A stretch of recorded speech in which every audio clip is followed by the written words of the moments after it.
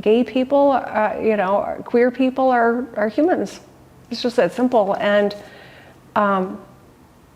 it's not more complicated than that. Every person deserves to live the life they want with dignity and protection and respect. And that's the bottom line. I want you to make noise for the strongest ally in the country, the governor of the great state of Michigan, Gretchen Whitmer. I see you, I love you, and I'm going to continue to fight for you every day. I'm your governor. As Governor Gretchen Whitmer prepares to leave office in January 2027, she's reflecting on a tenure defined by landmark LGBTQ+ protections, hard-fought legislative battles, and a personal connection to the community that runs deeper than politics. One she's felt in every hug on every Pride Parade route, and one that starts at home with her gay daughter Sherry. She showed up to our interview in a rainbow sweater that, it turns out, also belongs to her daughter.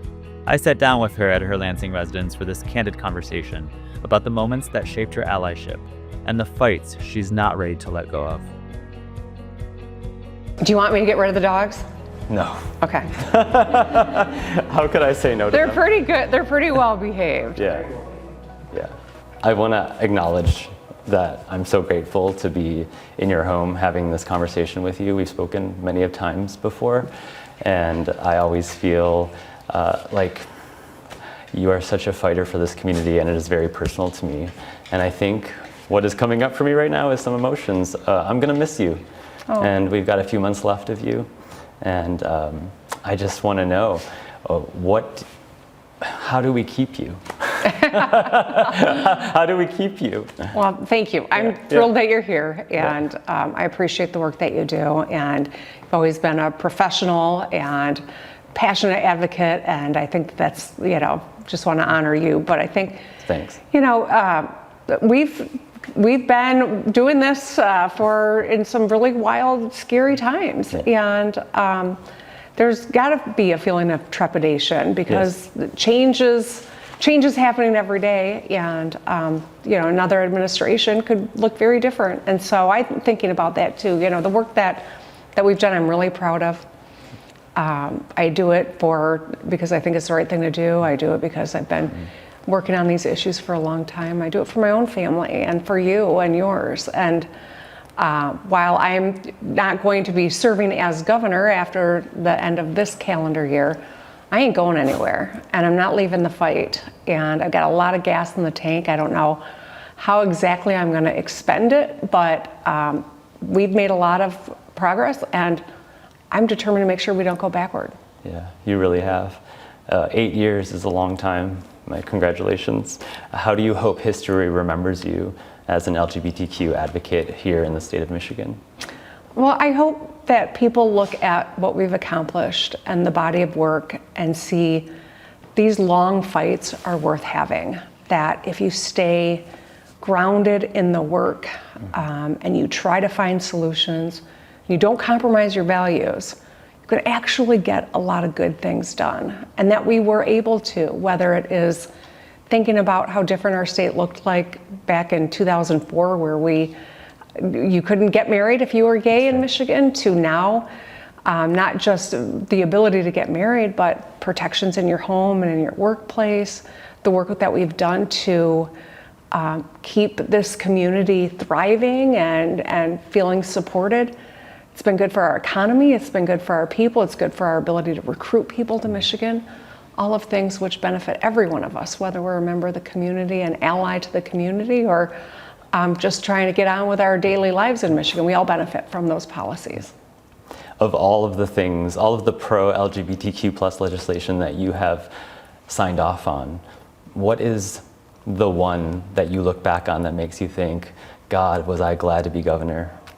I would say that using the microphone every day, right? Using my platform, I feel like it's really important, especially now when so many people in the community are feeling attacked and marginalized, even more so than before, coming from people with the most powerful microphones on the planet. So that work every day feels very important. But I really enjoyed signing the Elliott-Larsen Civil Rights Law with my daughter standing next to me. You know, I didn't know that I was raising a gay woman. You know, I didn't know she was my daughter, who I love just as much as her sister and more than anything else on the planet. I had, you know, she came out to me while I was governor, when she was getting ready to go off to college. And I became a member of an LGBTQ family, you know, in my nuclear family.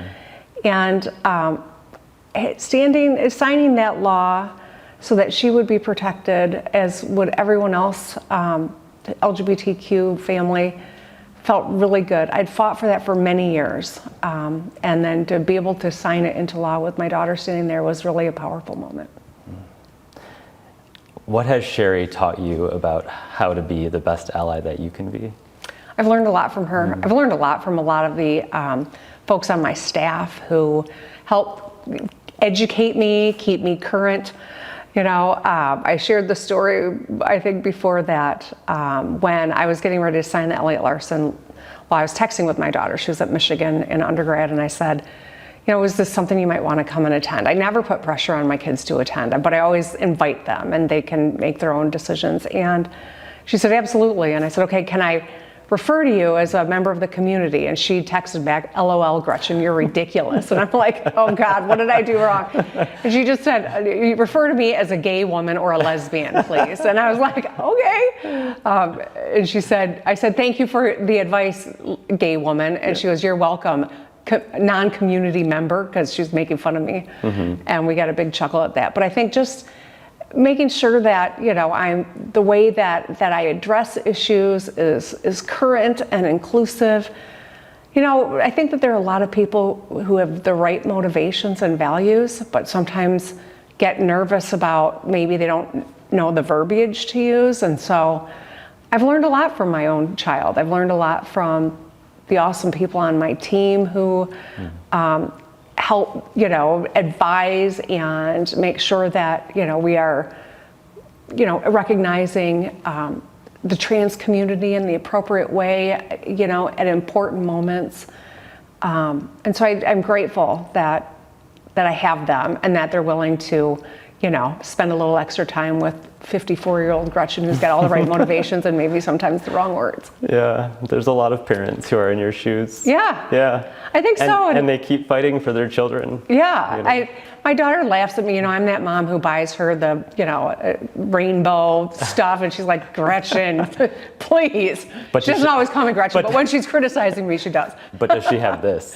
I bought this for her, and she was like, you're ridiculous. I'm like, I love it, I'm gonna wear it, so. That's funny, actually. I am that mom on TikTok, yeah. I'm glad that you are the proud owner of that outfit. I love it, and I always get compliments on it. I told her if she wants to steal it back, she can. If a young Michigander came up to you and said, I want to be an ally like you, what is a story that you would tell them? Well, I'd hug them, first of all, right? And then I would tell them about, you know, my journey, if that was relevant to them, or I would ask them what that means to them and try to figure out how to match them with someone who could really be a good educational partner for them, and tell them how to do the work, how to make an important impact. There's so many great organizations across the state that are doing the on-the-ground work that is really important, that don't get held up. Maybe they don't want to get, you know, lifted up and identified, because there's always a downside, a risk to that. But it's really important. And so anyone who says, I want to be an ally, say, come on, and get a laugh at my expense. I don't always, you know exactly the right way to do it, but if you ask the questions, you'll find out. And I think learning from the community is the best way to be a good ally. I've heard you say this many times, that you've always wanted to be governor because you wanted to make a difference. How are you able to measure that when it comes to the impact that you've had on LGBTQ plus Michiganders? I can just tell it when I'm running into people and they recognize the work that we've done. Just even in my State of the State earlier this year, when I acknowledged the LGBTQ community and the trans community in particular, the feedback that I got was overwhelming. Just the gratitude to say thank you for staying there when it feels like some allies have gotten quiet. The fact that a sitting governor used her platform to uplift the community had real meaning. And so it tells me that what we've done is not just been done or noticed, but it's been meaningful. And I think that's the most important thing. I'm not here to play games. I want to do meaningful work. I want to make real progress. And when I get that feedback from the community and allies of the community, it tells me we've had that real impact. Will the ban on same-sex marriage be removed by the time you leave office? No. And I can guarantee any other efforts to undermine or hurt this community will also face a veto pen of mine, and I will stand in the way.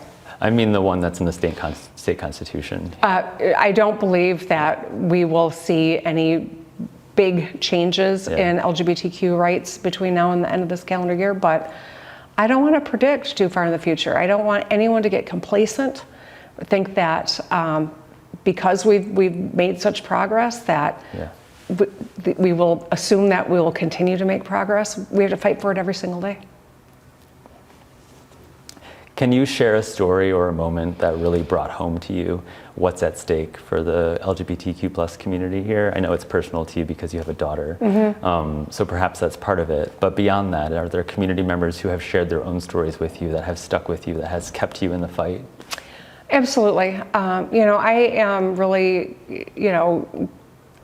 I've been really touched by a lot of my friends in the community. I served with Chris Kolb, who was the first openly gay legislator in the Michigan legislature. He and I came into office together. He was one of my closest friends.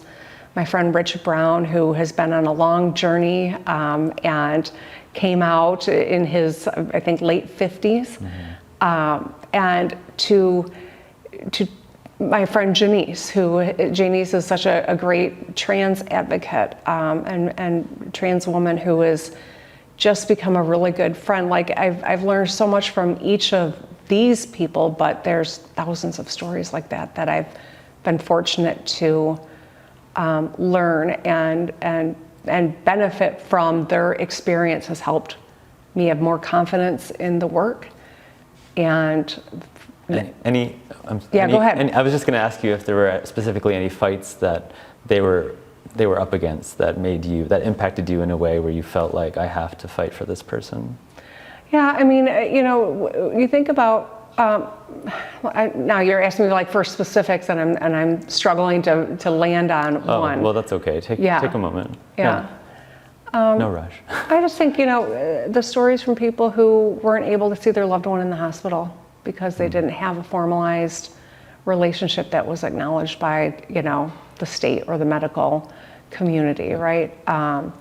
The people that, have children together, but then their union doesn't stay together, and then they don't have the ability to have real custody and parenting rights, even when both parents want that, and it's in the best interest of the child. I mean, I think about... And hence the Family Protection Act. Right. Yeah. Exactly. So I think, there are so many stories that I've heard that, gay people, queer people are humans. It's just that simple. And it's not more complicated than that. Every person deserves to live the life they want with dignity and protection and respect. And that's the bottom line. At a time when LGBTQ plus rights and issues are under pressure and under attack federally, how does that change the way you think about showing up as an ally? I think it puts even more importance on the reason to show up, to use the platform. Yeah.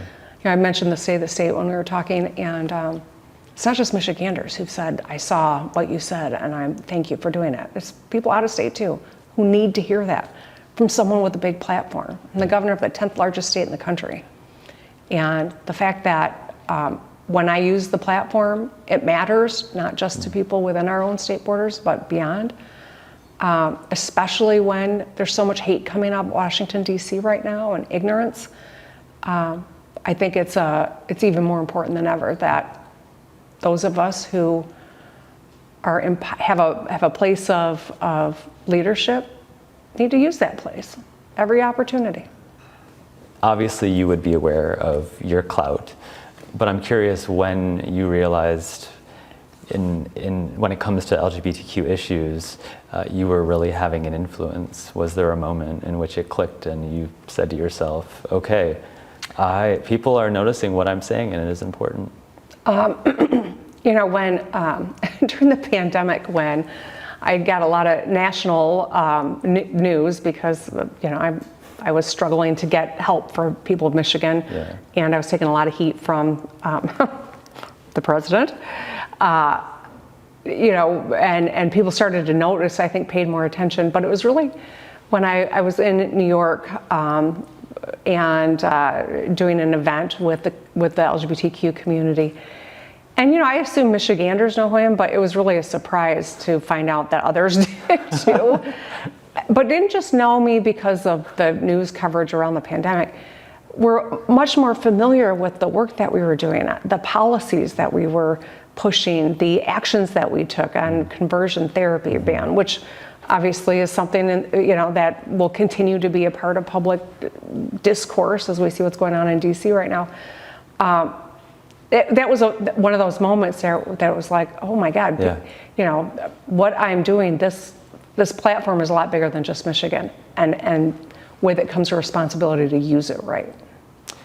When I saw the ruling come down from the Supreme Court on conversion therapy, and I was preparing for this interview, one of my first thoughts was, well, a question for you actually was, what must it feel like to know that you've protected that in the state when the Supreme Court has ruled otherwise? Yeah, I mean, I think it's frustrating to see challenges to what is really just good, smart policy. And what happened to the Colorado law, I'm worried will then be applied to Michigan law. And so it just reinforces for me that these fights are never over. We can't slow down. We can't give up. We have to keep going, putting one foot in front of the other and using every tool we can to do the right thing. As you leave office, what do you hope the next generation of Michigan leaders, including the next governor, carries forward for the LGBTQ+ community? Well, I hope we continue the progress. We fight to protect what we've done and that we keep going. There's always more work to do in this space, and there's always going to be loud voices on the other side who are trying to amass power. And so my goal is to train and elect as many LGBTQ members and allies into our legislative bodies, into positions of power across different governmental levels. I think that it's going to continue to be very important. And Michigan is a state that we've made a tremendous amount of change in a short period of time, and that's great. But it also tells you that can swing the other way in a short period of time. And so we can't, for 1 second, make an assumption that the work will continue. We've got to do it. Do you worry about, when your tenure is up, the work that you've done for the community being reversed in this state? Absolutely. Yeah. You know, my goal has always been, you know, this isn't about me. This is about our state. This is about our people. This is about Michigan's future, Michigan's economy. These policies have to transcend a change in administration. Obviously, administration that shares these values coming in is going to be really important to me. I'm going to work my tail off to make sure that that happens. No matter who it is, though, it's on all of us to keep the pressure on in Lansing and in Washington, D.C., to elect people who will do the work and be unapologetic about it, but also be smart operators about getting stuff done. I love a candidate who's got all the same values, but we need a candidate who has that and knows how to get things done. You want to talk about pride? Yeah. I got some questions about Pride for you. Okay. It's one of your favorite times of the year, I know. It's the happiest month of the year. Yeah, it is. You go all out for it. In my head, I imagine that you have a Pride closet that's just full of accessories and wardrobe options. I do. And Julie on my team even made me a leather jacket. Yeah. So I'm going to have to probably bust that out this year because it's, you know. The famous "We" jacket. Yep. Yes. Yep. And there's some rainbow hush puppies, I believe. Oh yeah, I wear those every year. Those are my mom's shoes. That's for what? My mom's shoes. Oh, my your mom's shoes. supportive mom's shoes. Oh, that's funny. I'm laughing about, in my head right now, MLM. I know you remember MLM. Yes, Midwest lesbian mom. What is the wardrobe idea for this upcoming Pride? I don't know. You're going to have to stay tuned. I mean, I Yeah. feel like this year's got to be, you know, I mean, the penultimate. So Yeah, you got to really give it up. Challenge accepted. What's Sherry got in her closet that she doesn't want? Sherry, first of all, my closet is way more rainbowy than Sherry's. So The irony there. I always try to get her to wear my stuff for Pride Month. So yeah. That's funny. But I love a fan too, you know. Yeah, oh, I know. I think we have many photos in the archives of you with a rainbow fan. Yep. So there'll probably be a fan. Excellent. What do you remember about your first Pride as governor? I think just the hugs, Yeah. you know, the joy, the gratitude. The first year was, you know, as governor, you know, we hadn't had a lot of accomplishments. I had a tough legislature. Yeah. I stood, you know, on principle and was able to get some things done through executive directive, but I didn't have a legislature that was going to work with me to codify Elliott-Larsen, for instance. They were fighting me on all sorts of things. It was an overwhelmingly Republican, anti-LGBTQ, you know, legislature. But to show up at Pride events and just that power of showing up and using the platform, I saw how impactful that was and important, and I'll never forget that. And the hugs, you know, people say, "Can I hug you?" You know, and some people would have tears like that a governor showed up, much less was there to warmly receive and listen. And how did you read that kind of emotion? The depth of the meaning of it, right? How personal, how othered people feel, excluded, Yeah, it was like a disrespected, release for and them. they felt protected. Yeah, they felt protected. And that for me said, okay, that's my job. That's what I'm here to do. You know, to help, to protect, to support, to uplift. My last question for you is, if you could create a new Pride tradition, you have the power to do this, what would it be? Oh my God, what would you suggest it be? How would you answer that question? Well, I'm not answering the question. That's how I would answer the question. That was the hardest way he treated me all day. No, I mean, Pride tradition. you want to workshop this with me? Yeah. Okay, I'll workshop it with you.